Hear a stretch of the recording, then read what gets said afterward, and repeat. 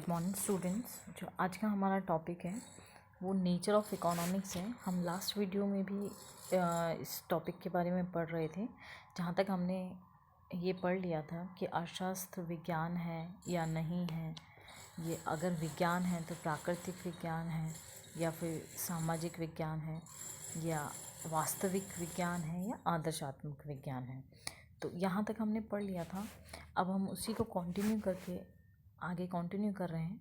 तो जो आज का वीडियो है, आज हम उसमें पढ़ेंगे कि जो अर्थशास्त्र है वो कला है, तो उसके पक्ष में क्या तर्क हैं, और जो इसे कला नहीं मानते हैं वो इसके विपक्ष में, इसके पक्ष में क्या तर्क देते हैं।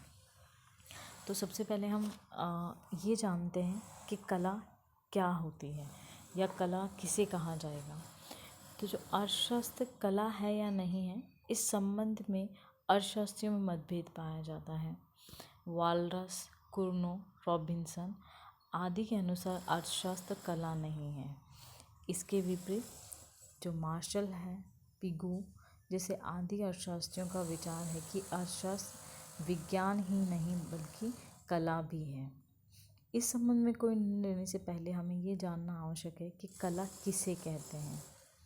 तो कला का संबंध किसी निश्चित उद्देश्य की प्राप्ति के लिए ज्ञान का व्यवहारिक प्रयोग कला कहलाता है।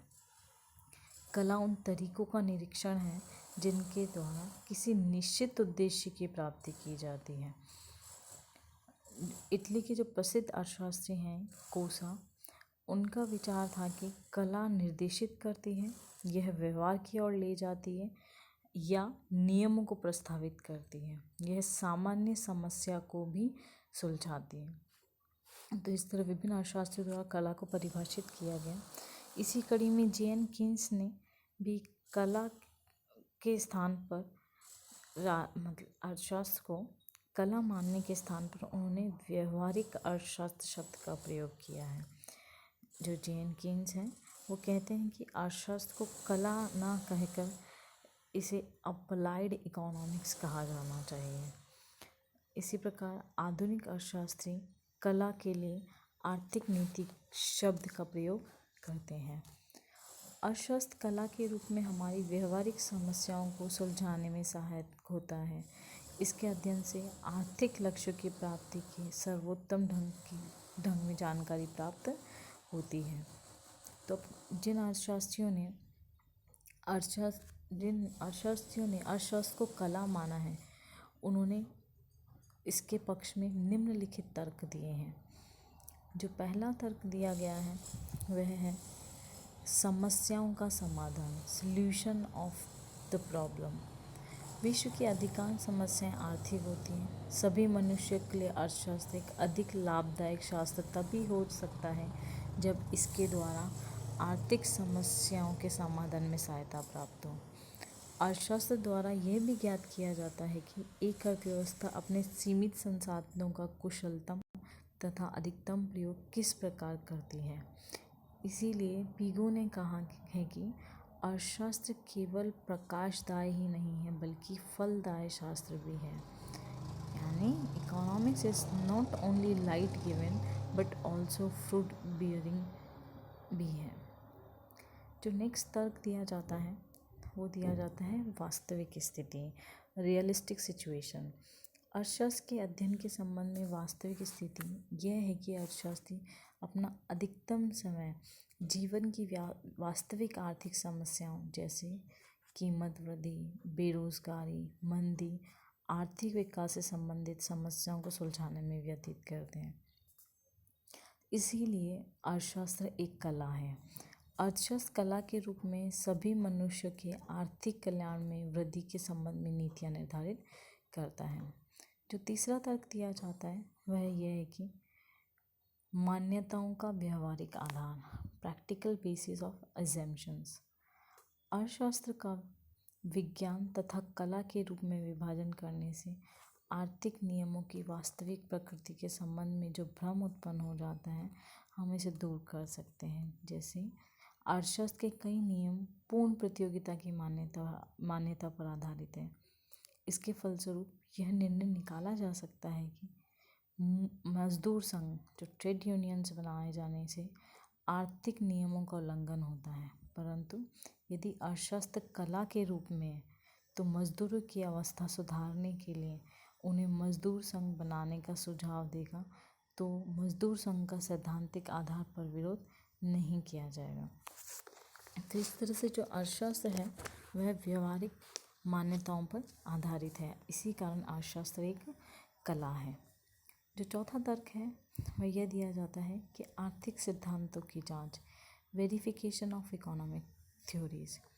अर्थशास्त्र का कला के रूप में अध्ययन करने से आर्थिक सिद्धांतों की जांच करने में सहायता प्राप्त होती है। कला के द्वारा ही यह जांच की जा सकती है कि वे ठीक है अथवा नहीं, तथा नई आर्थिक नियम बनाने में भी सहायता मिलती है। जैसे एक आर्थिक सिद्धांत है कि अवमूलन से निर्यात बढ़ सकते हैं। जैसे हम माइक्रो इकोनॉमिक्स जब पढ़ेंगे, आपने इंटरनेशनल ट्रेड जब पढ़ेंगे तो वहाँ हम पढ़ेंगे कि अवमूलन के कारण क्या होता है, निर्यात बढ़ते हैं। यह सिद्धांत ठीक है अथवा नहीं, इसकी जांच उस समय ही होगी जब हम इसे व्यवहारिक रूप में प्रयोग करेंगे। यदि व्यवहार में लाने के पश्चात यह सिद्धांत ठीक नहीं है तो इसके स्थान पर कोई नया सिद्धांत खोजने का प्रयास किया जाएगा। तो इस तरह जो अर्थशास्त्री अर्थशास्त्र को कला मानते हैं, उन्होंने ये निम्नलिखित तर्कों के आधार पर अर्थशास्त्र को कला के रूप में स्वीकार करने की बात कही है। अब कुछ अर्थशास्त्री हैं जो अर्थशास्त्र को कला नहीं मानते हैं, तो उनके द्वारा निम्नलिखित तर्क दिए जाते हैं। जो पहला तर्क है वह है कि विज्ञान और कला की प्रकृति क्या है, अलग अलग है। विज्ञान, यदि अर्थशास्त्र विज्ञान है तो कला नहीं हो सकता। इसके विपरीत यदि अर्थशास्त्र को कला मान लिया जाए तो इसका वैज्ञानिक आधार समाप्त हो जाएगा। जो दूसरा तर्क दिया जाता है वह यह दिया जाता है कि आर्थिक समस्याओं की प्रकृति। आर्थिक समस्याएं विशुद्ध रूप में आर्थिक नहीं होती हैं, इन पर राजनीतिक, धार्मिक, सामाजिक आदि कई प्रकार की परिस्थितियों का प्रभाव पड़ता रहता है। इसीलिए अर्थशास्त्रियों के लिए यह संभव नहीं होगा कि वे केवल आर्थिक दृष्टिकोण के आधार पर ही समस्याओं का समाधान कर सकें। जो तीसरा तर्क दिया जाता है वह है अनिश्चितता, अनसर्टेनिटी।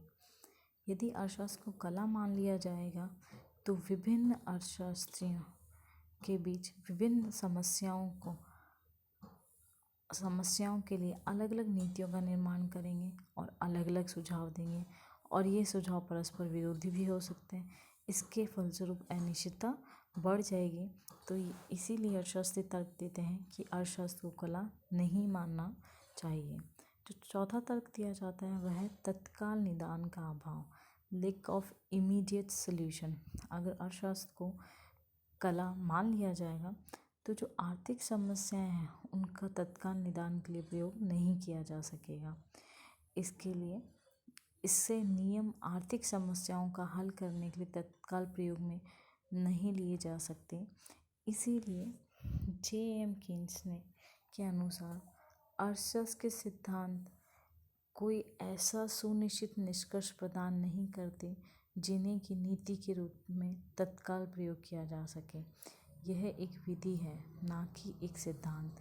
मस्तिष्क एक यंत्र है तथा विचार करने की तकनीक है जो कि अधिकारी को सही निर्णय प्राप्त करने में सहायता देती है।